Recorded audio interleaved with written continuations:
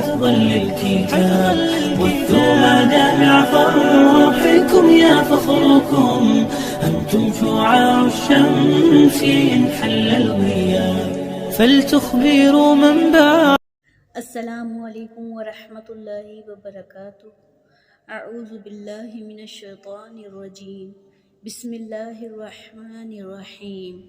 اللہم صلی علی محمد وعلی آل محمد کما صلیت علی ابراہیم وعلی آل ابراہیم انک حمید مجید. اللہم بارک علی محمد وعلی آل محمد کما بارکت علی ابراہیم وعلی آل ابراہیم انک حمید مجید. رب اشرح لی صدری ویسر لی امری واحلل عقدۃ من لسانی یفقہوا قولی. رب زدنی علما. اللہم انی اسألک علما نافعا ورزقا طیبا وعملا متقبلا. اللہم اغفر لی ذنبی ویسر لی امری وبارک لی فی رزقی. لا الہ الا انت سبحانک انی کنت من الظالمین. اللہم لا سہل الا ما جعلتہ سہلا وانت تجعل الحزن اذا شئت سہلا. اللہم انی اعوذ بک من الہم والحزن والعجز والکسل والجبن والبخل وضلع الدین وغلبۃ الرجال.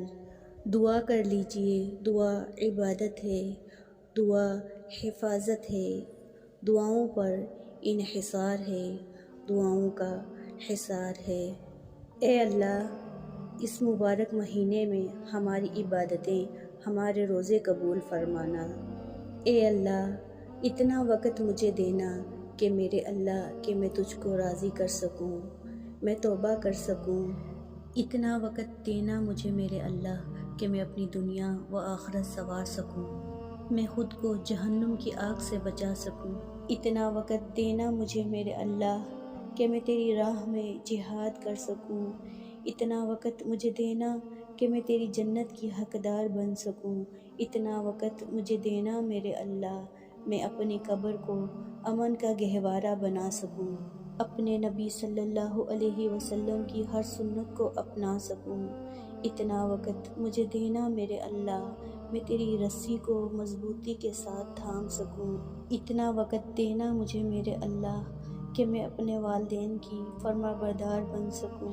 اتنا وقت دینا مجھے میرے اللہ کہ میں روز محشر کو تیرے آگے شرمندہ نہ ہو سکوں، میں سچ کو سچ اور جھوٹ کو جھوٹ کہہ سکوں.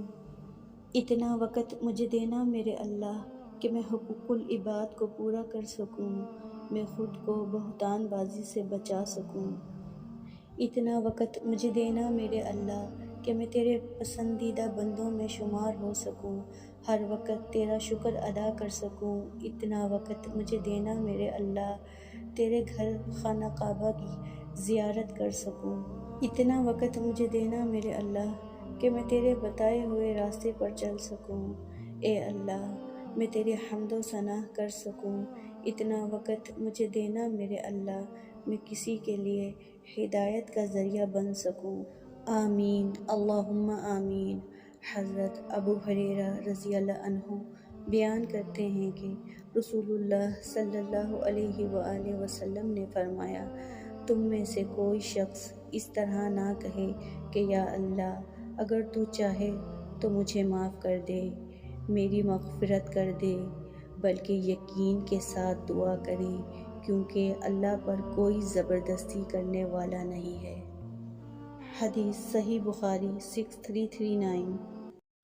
أن العطايا حفظ أين واكتساب فمبارك طبتم وطاب غراسكم ودعتم خير المرى.